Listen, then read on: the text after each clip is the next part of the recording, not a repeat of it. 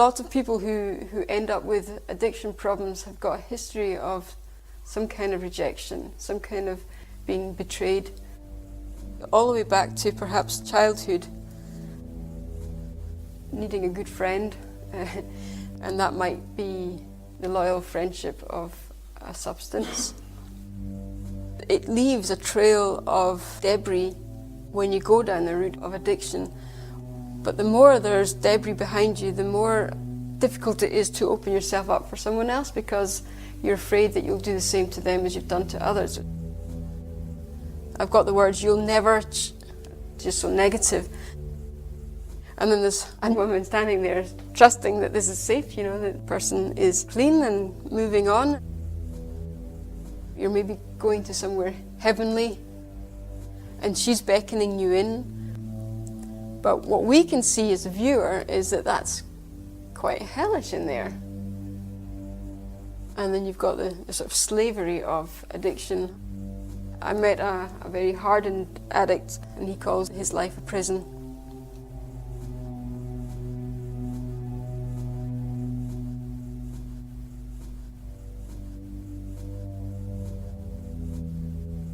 Everybody should have a second chance in life and be able to make what was worthless worthy again.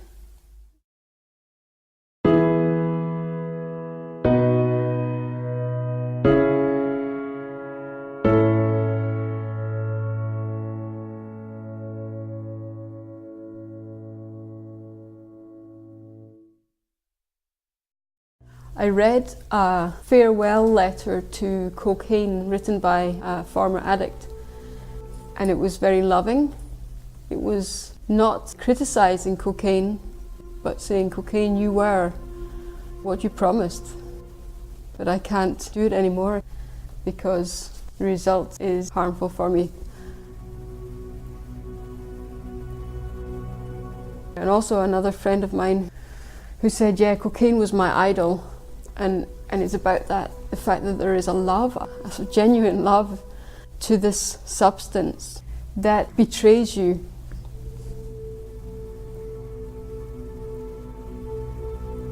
So this is my attempt to portray cocaine as a lover.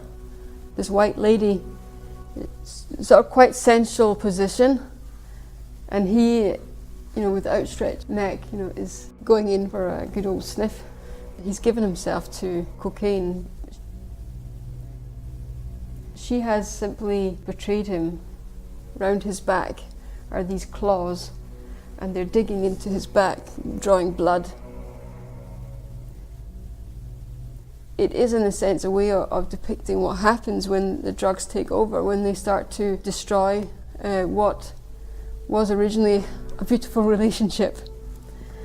And it's destructive because it's an illusion. It's not a beautiful relationship, but it feels like that to start with.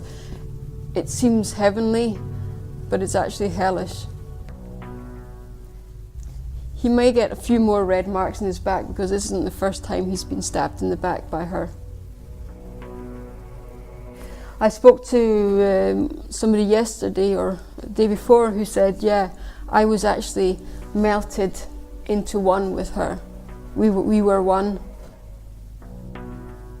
There is something in human nature that is often attracted by what they know, what's familiar, and it's scary to go to something or go down a route that you don't know, even if it's healthier. Yeah, it's very, very destructive when it takes hold this way. And cocaine's one thing, alcohol's got a similar ability to dissolve a person and everything that they held dear.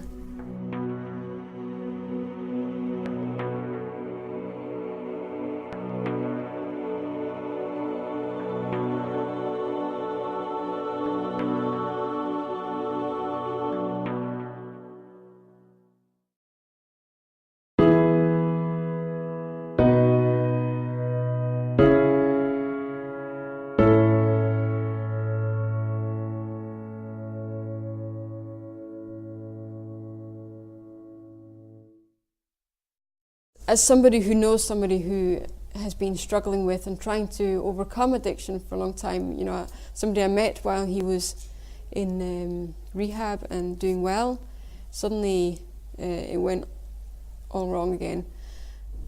This is my painting that's kind of depicting a little bit what I heard from him and what I saw was happening. There's a man on a syringe bouncing around, and the colourful background which should suggest that heavenly feeling when you're out there and escaping from it all. One face is still happy and looking up at this, and the other face is worried. And I can imagine, and I sort of understand that when you're in an addiction, there is a face that's like, yeah, it's fine, it's great. And the other face, when you come down from that, you're like, oh my goodness, what am I doing? What's happening? This is not good.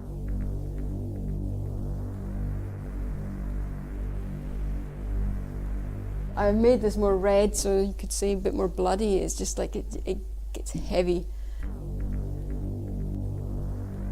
I have also created connections between this world and some of the people who are maybe clawing their way out. So this person is, for example, maybe out of their addiction, but they're very lonely because you have to create a whole new network, a new place to be, and new things to do. Who wants to employ an addict? They've probably been in prison, or there's a good chance. Who dares to be friends with an addict? Because there's a lot of risk involved. So they can end up being alone, and the only person ready to take them back is that world again. Finger on the shoulder. How about it? Shall we play? And down here I've depicted a lot of bodies, and whether they are alive or they're dead, they've hit rock bottom.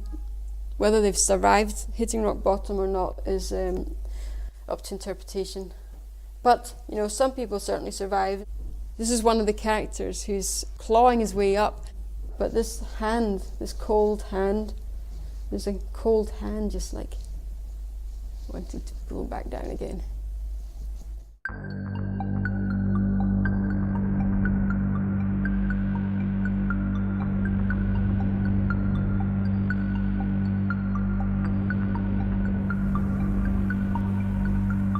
You as a viewer are left feeling a little bit like you want to interact with these characters. Maybe you feel bad about this person all on their own, or you want to give this person a hand. You have to sort of respond somehow inside as to what you feel about these characters.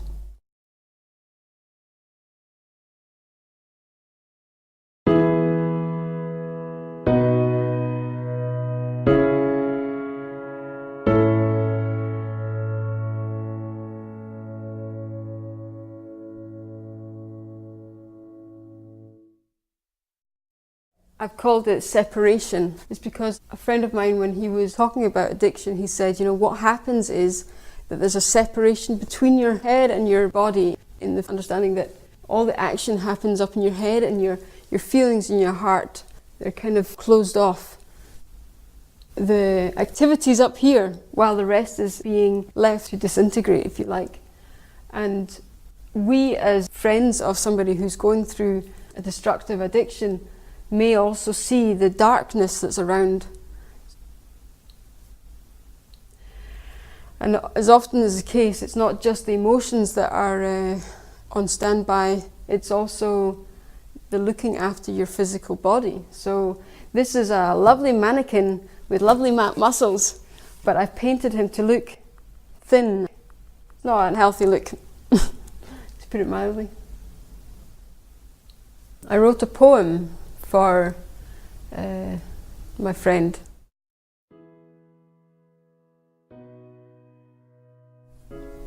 Smukke du, jeg er blevet til luft, og du er blevet til bly. Tyngende bly, der pulserer igennem mine tanker og gør mig syg. Jeg var ikke syg, men nu er jeg syg. Syg bange for at miste dig og mig på dit stormende, brusende hav. Jeg kan ikke få vejret, jeg drukner i angst, kvalt af skræk. Nu kender jeg ikke dig, og heller ikke mig. Ocean, tåge, orkan, dem kender jeg, men ikke dig. Ikke mig. Dit hoved koger, mens du lover, du klarer den selv.